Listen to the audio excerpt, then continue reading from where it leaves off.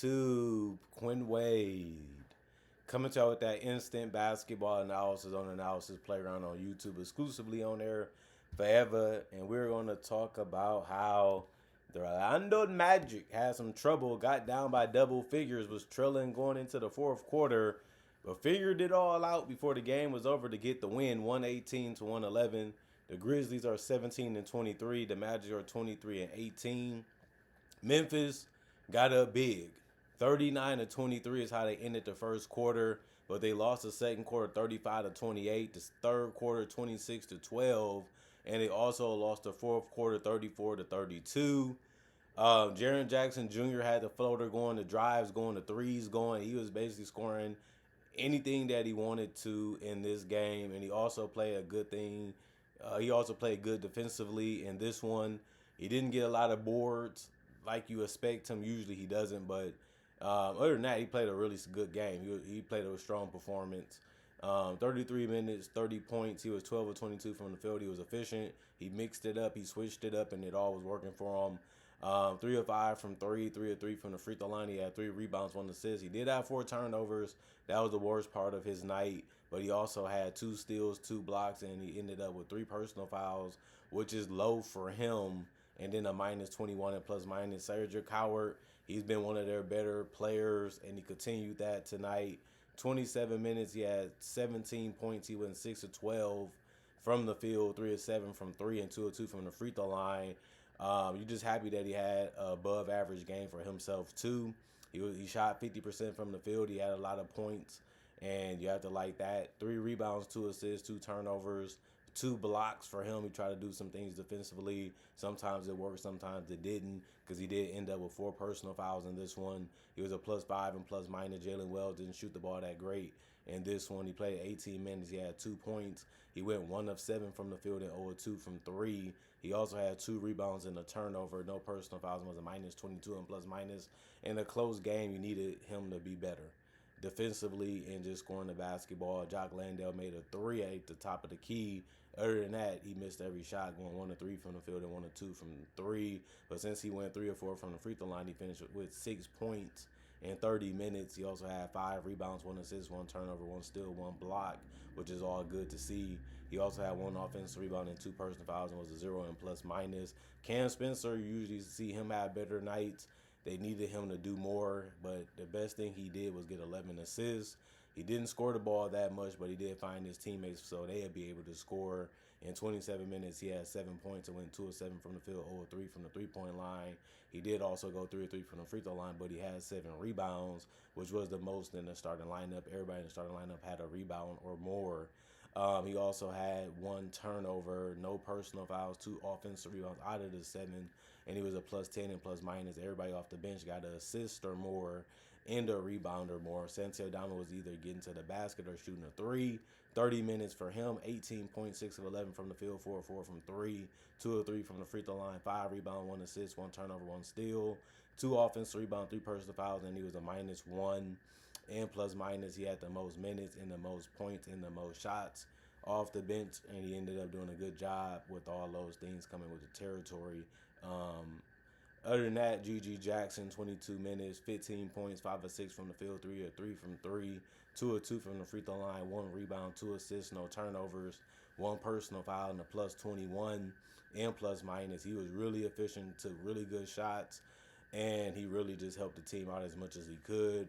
Katavian Caldwell-Pope, he didn't score a basket. He went 0 of 4 from the field, 0 of 3 from the three-point line. He did all of that in 14 minutes besides getting 2 rebounds and 2 assists. He also did have 3 turnovers and a block, 0 personal fouls, and a minus 13 and plus minus. John Conchar ended up playing 18 minutes and had 6 points. He was 2 of 4 from the field, 1 of 2 from 3, 1 of 2 from the free throw line. He had the most rebounds off the bench and in the game for the Grizzlies with 8, which was great. He also had 3 assists. That was really good because he also had no turnovers. He had 1 offensive rebound, 1 personal foul, was a 0 and plus minus. And then Vince Williams Jr., he was hitting open looks, whether it was from mid-range or from 3 or near the basket, I should say. 21 minutes, 10 points for him. You happy that he was able to get in double figures. 3 guys off the bench was able to do that. Somebody had to do it because they had 3 starters that didn't in this one. 3 of 7 from the field, 2 of 5 from three, 2 of 2 from the free throw line, 1 rebound, 4 assists. The 4 assists was the most off the bench. He also had 3 turnovers, unfortunately, but he did have 1 steal and 4 personal fouls, and was a minus 14 and plus minus. And then you look at the Orlando Magic, the return of Franz, but they still don't have Suggs back. They got a good performance from Paulo Banchero, 37 minutes. That was the most on the team. He had 26 points. That was game high for them. He was 9 of 16 from the field. They kept leaving him open from 3. He was able to make half of them, so that really hurt him. 4-4 from the free throw line, 13 boards, a double-double for Paulo. One of his better performances lately. And this one, he also had 4 assists, 2 turnovers, and 4 steals. 3 offensive rebounds, 2 personal fouls, and was a plus 13 and plus minus. Franz, he ended up taking a lot of jumpers. That's what you prefer him to do. But he's hard to contain. Other than that, he's just too big, too strong, and too smart when he's driving or trying to attack you. He knows how to get to where he wants to and how he wants to do it. Didn't work as much in this one. But other than that, he played 27 minutes, had 18 points with 6 of 16 from the field, 3 of 4 from 3, 3 of 4 from the free throw line, and he finished with 18 points and 9 rebounds, 2 assists, 4 turnovers. He also had 5 of his rebounds being offensive, and then had 3 personal fouls and was a plus 5 and plus minus.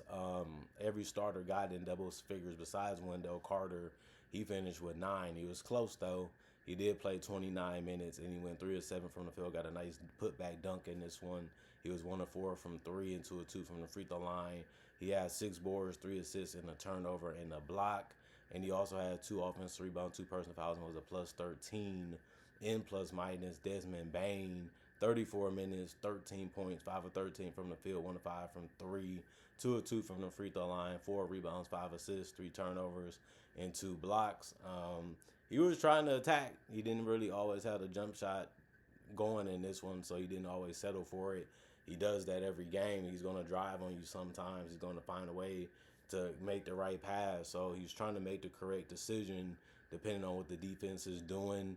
He did a good enough job of doing it in this one. You just wish the 3-ball fell a little bit more. 2 blocks, 2 offensive rebounds, 2 personal fouls, and a plus 16 and plus minus. Anthony Black has really stepped up for them, and he needed to. He's having a good season.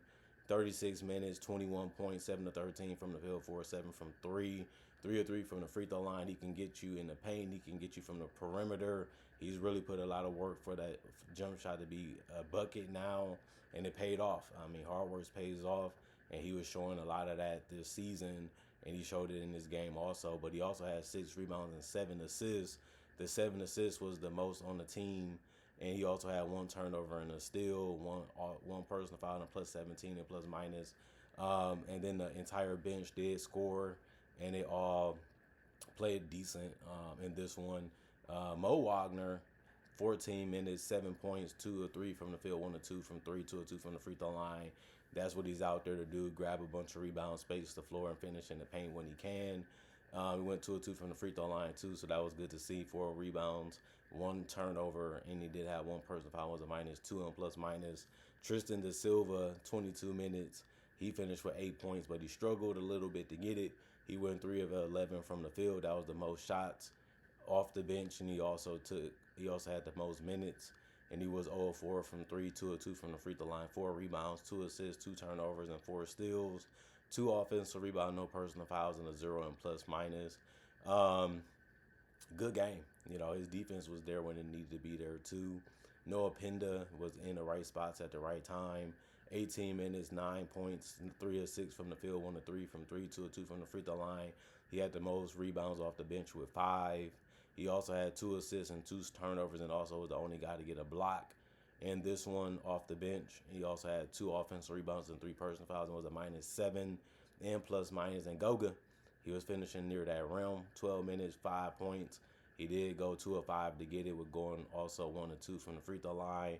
3 rebounds, 1 assist, no turnovers, 3 offensive rebounds. That was all his rebounds today, and that's a hard way to get them, but he did get it done. 0 personal fouls and a minus 10 and plus minus. Tyus Jones, 12 minutes, 2 points, 1 of 5 from the field, 0 of 3 from the three-point line, 2 assists, no turnovers, 1 personal fouls, and a minus 10 and plus minus. we can do team comparisons. Orlando Magic, 95 field goals, 43% for them. 83 field goals for the Grizzlies. They made theirs at 46%. 43s taken by the Magic. They made it at 38%. 36 taken by the Grizzlies. 47% is what they made it at. 21 free throws for the Grizzlies. 86%. 23 for the Magic. They made it at 91%. 54 rebounds for the Magic, 37 for the Grizzlies, 28 assists for the Magic, 27 for the Grizzlies, and then 16 turnovers. Both teams had that. 9 steals for the Magic, 5 for the Grizzlies, 4 blocks for the Magic, 6 for the Grizzlies. But the Magic did have 19 offensive rebounds, which really hurt the Grizzlies. And then they only had 7, the Grizzlies did. 30 defensive rebounds. The Magic beat them there too with 35. And then they had 15 personal fouls committed. And then the Grizzlies had 18 committed. And that was the night. I mean, the Magic, they had to find a way to get back in this one. They had to find a way to figure things out before it got too late. And they put themselves in a chance and an opportunity to lose.